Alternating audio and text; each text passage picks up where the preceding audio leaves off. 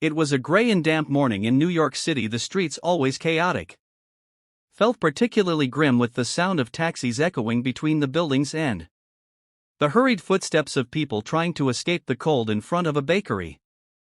In Brooklyn, where the aroma of freshly baked crumbs and bagels mingled with the steam of hot coffee, a golden dog appeared out of nowhere. He looked out of place, a patch of sadness amidst the urban rush. His thin body trembled and his matted, dirty golden fur seemed to tell a story of days spent in abandonment. But what stood out the most were his eyes, large brown eyes that weren't just asking for food but pleading for something deeper. He didn't bark or lunge, he just sat there motionless with a painful dignity, watching the customers come and go as if each one might be his last hope inside.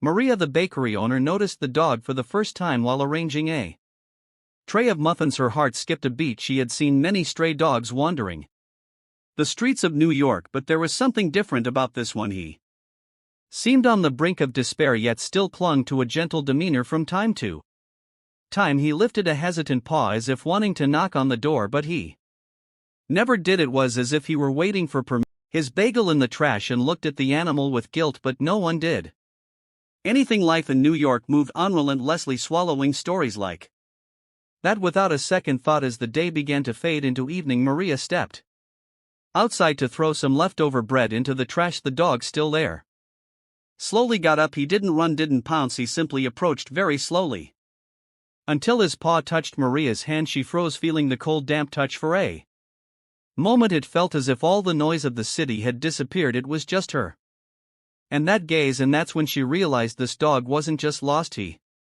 was waiting for someone, for something, for one last chance. Maria stood there, frozen, feeling the dog's paw in her hand like a silent plea that seemed to pierce her soul. The deafening noise of the city, honking footsteps, voices disappeared. For a moment there was an unexplainable connection between them, something she couldn't understand. When she looked into those brown eyes filled with sorrow, she felt a familiar pain, as if the scene awakened memories she had buried years ago. "You're lost, aren't you?" she whispered, her voice slightly faltering. The dog tilted his head as if he understood. He didn't try to pull away from her hand or demand anything more. He just stayed there waiting. It was the silence that impressed her most, the quiet of this animal. He wasn't begging, just existing with a dignity that seemed too fragile for the brutal world of New York streets. Maria knelt down, ignoring the cold of the concrete seeping through her pants. She ran her hand through the tangled fur and felt the bones beneath the thin skin. He was weak, that much was obvious, yet something in him seemed to fight a strength that went beyond the physical. It was as if the dog was determined not to give up, even when everything suggested he should. Inside the bakery, customers peeked through the window, some with curious expressions, others with looks of disdain or indifference. "You can't bring a mutt like that inside," said a man as he passed carrying a bag full of bread. Maria ignored him. Something inside her told her this encounter wasn't a coincidence. She stood up, took a deep breath, and opened the bakery door. "Come on, boy," she said firmly. The dog hesitated, looking at her as if he couldn't believe the offer. Then slowly he took the first step, crossing the threshold between the cold world and the promise of warmth. Once inside, he shook his body lightly, scattering small drops of water across the wooden floor. Maria grabbed a cloth, cleaned the floor, and looked at the animal, who was now lying in the corner, exhausted but finally safe. As she arranged a bowl of water and some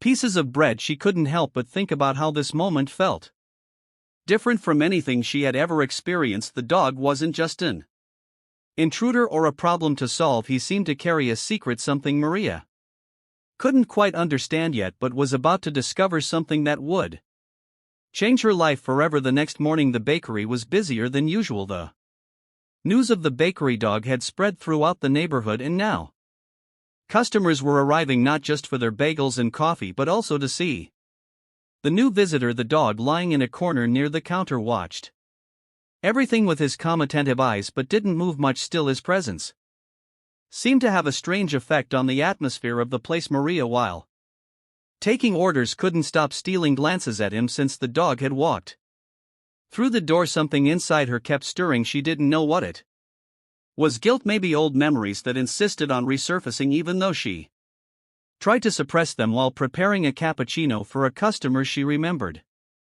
Her childhood in Queens of a golden retriever very similar to this one named Max, and how she had lost him. "Are you going to keep him, Maria?" a familiar voice asked. It was Mrs. Henderson, a regular customer carrying her bag of bread. "A dog like that won't survive long on the streets." Maria hesitated. "I don't know yet. He showed up out of nowhere yesterday. And I'm not sure if he's really a street dog. Maybe he ran away from someone." Mrs. Henderson leaned down and looked at the animal. "Whoever let him go doesn't deserve to have him back. Look at him, it's like he's waiting for something or someone." Maria knew the words were true, but there was something more in that dog that she still couldn't understand, something deeper than hunger or abandonment. It was almost as if he carried a story that no one could hear, because he had no voice to tell it. Later, when the bakery was empty, Maria sat beside him on the floor. With a hesitant gesture, she ran her hand through his still matted fur. He lifted his head and looked directly at her so intensely that Maria felt a lump in her throat. It was as if he was trying to say something, maybe a plea or a silent confession. The feeling was so strong that she found herself speaking without thinking. "What happened to you, boy? What are you trying to tell me?" That night, Maria decided to take the dog home. It wasn't something she had planned to do, but she couldn't leave him at the bakery. There was a biting cold outside, and she knew the animal wouldn't survive another night on the streets. As they walked along the sidewalks lit by yellow streetlights, with the sounds of taxis and voices echoing in the distance, Maria noticed something curious. The dog walked by her side with the posture of a loyal companion, not pulling or hesitating, as if he were used to following someone. When they reached the small apartment she rented on the second floor of an old building, Maria opened the door and turned on the lights. The dog entered, slowly, calmly surveying the surroundings. He seemed at ease, as though he had been there before. Maria frowned, feeling a chill run down her spine, but quickly pushed the thought aside. She grabbed a towel, warm water, and began to clean the dog, being careful not to hurt him. As she scrubbed the dirty fur, she noticed something unexpected. There was a mark on the dog's neck, a thin but noticeable scar, as if he had worn a collar that was too tight for too long. Maria stopped for a moment, her fingers gently touching the mark. "You belong to someone, didn't you?"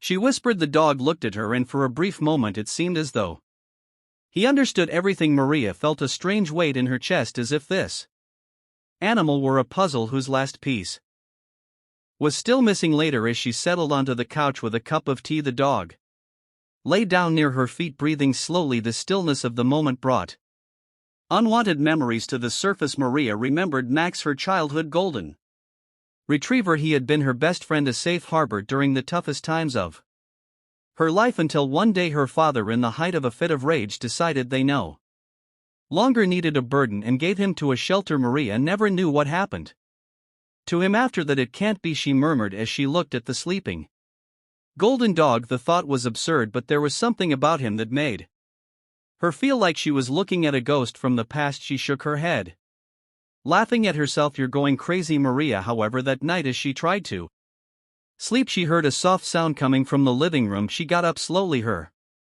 steps hesitant, and found the dog sitting by the window, staring out at the street.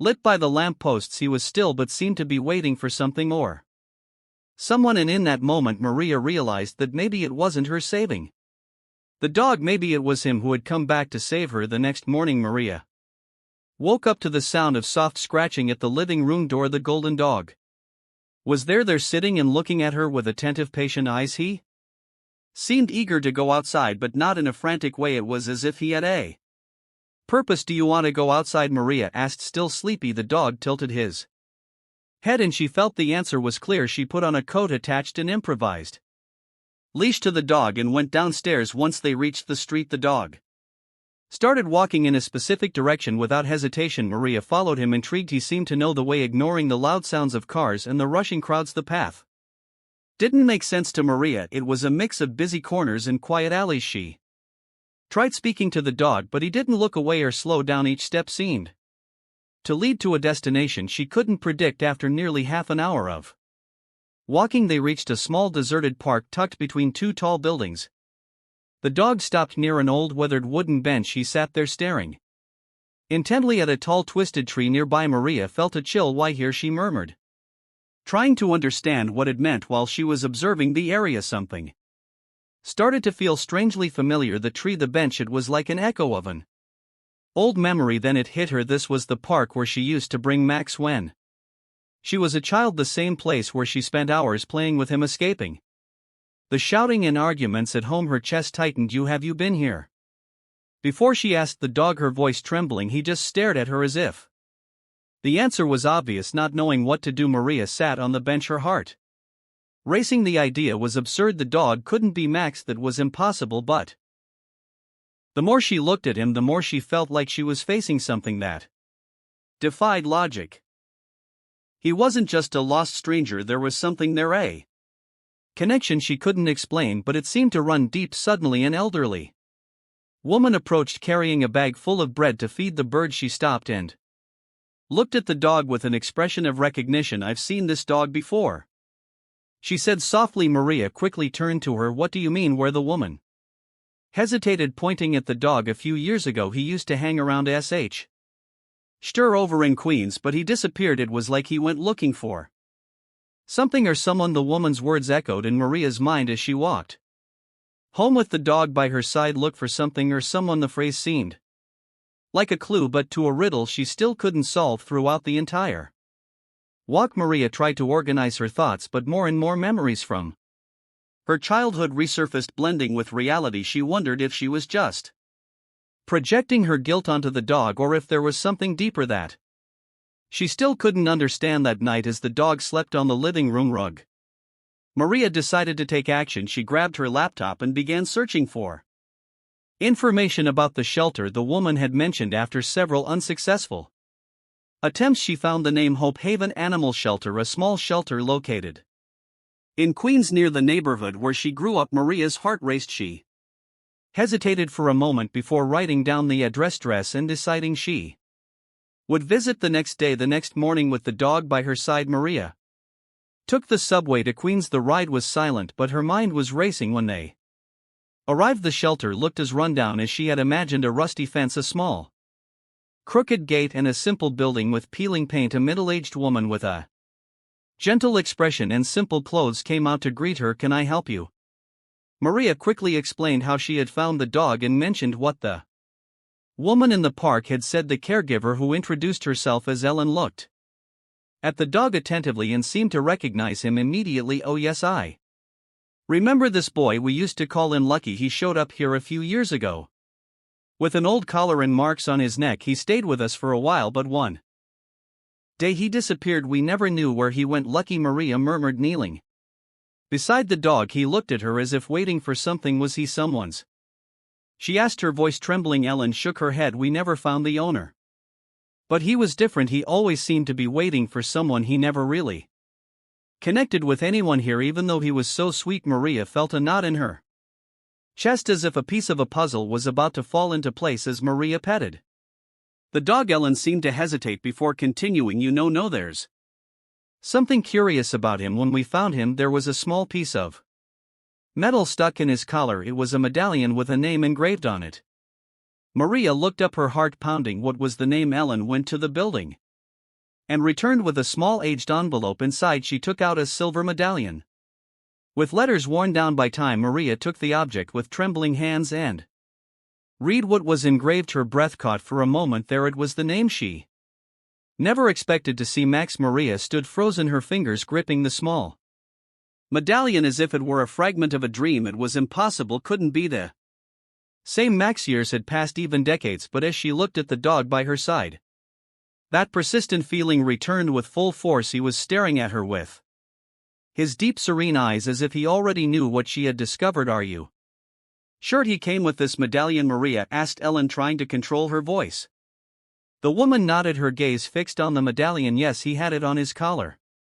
When he arrived, we kept it because it seemed important, but we never found anyone who could claim it. Ellen hesitated, noticing the change in Maria's expression. Do you know this name? Maria didn't know how to respond. A part of her wanted to believe it was just a coincidence, but another, deeper part whispered that this was real. I had a dog named Max when I was a child. She began, her voice nearly faltering. He was a golden retriever too. My dad, he took him away one day I never knew where, and now this. She lifted the medallion as if the object was both an answer and a question at the same time. Ellen looked at her sympathetically. I don't know how to explain this. Lucky, or Max as you call him, showed up here years ago. We don't know where he came from, but he always seemed like he was looking for something or someone. Maybe he found you. The words sounded absurd, yet they made sense in a way Maria couldn't explain. The dog, now lying beside her, seemed calm, as if he was relieved to finally be where he belonged. Maria felt a wave of emotion wash over her. It was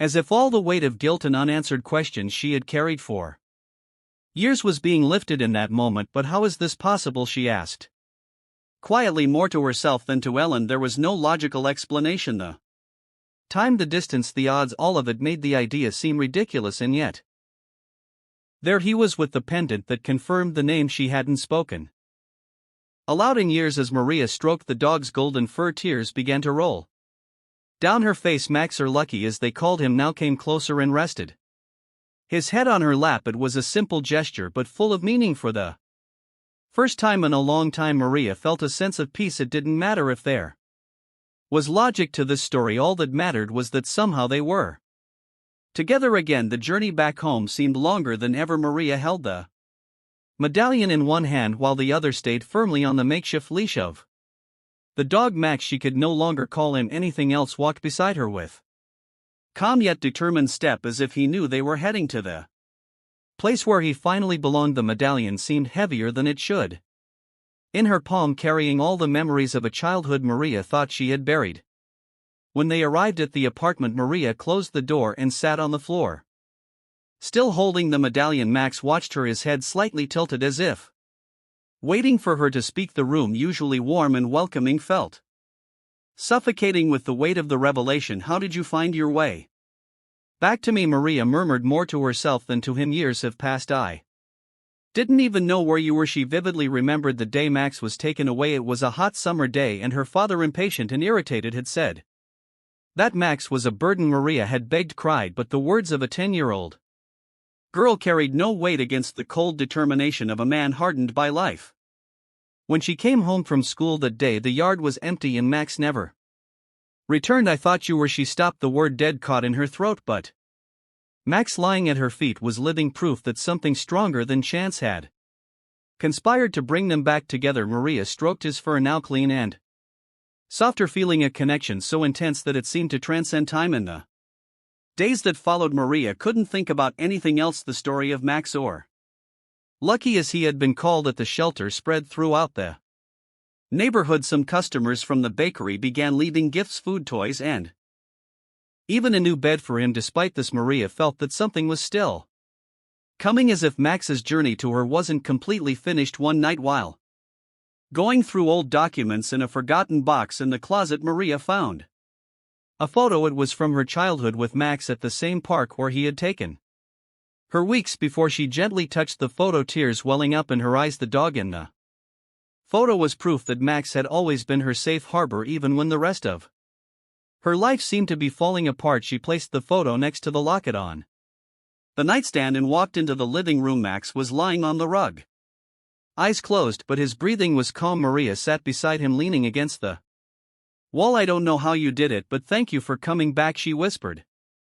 For the first time, she felt that no matter what happened, they were exactly where they were meant to be, together. Finally home. The next morning, Maria woke up to an unexpected sound, a soft knock at her apartment door. Max, ever vigilant, lifted his head and fixed his gaze on the entrance. When Maria opened the door, she found Ellen, the shelter caretaker, holding a small envelope. Sorry for showing up unannounced, but I thought this might interest you, Ellen said, handing over the envelope. With a serious look inside was an old shelter form with information about the dates had arrived. Maria unfolded the paper carefully. The document was faded but still legible. It contained details about Max's condition when he was found, thin with marks on his neck and signs of malnutrition. The most intriguing part was the note of an incomplete address and a name, Mr. Howard.